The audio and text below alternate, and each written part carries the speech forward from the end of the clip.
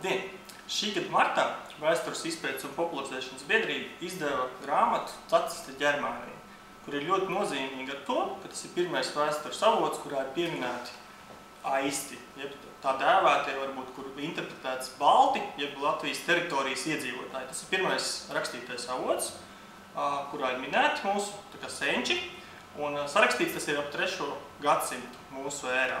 Šis darbs ir piedzīvojis vairākus izdevumus, sākot no tīstokļiem, tad no norakstiem klosteros, un tad piedzīvojis Gutenberga izdevumus. Šī gada martā, kā es minēju, viņš tiek izdots papīra formātā latviski, grāmatas veidā, un ir pilnībā izpārdots. Un tamdēļ biedrība no šodienas piedāvā tiem, kuriem ir iespēja lasīt grāmatas elektroniskā formātā, lejuplādēt šo darbu.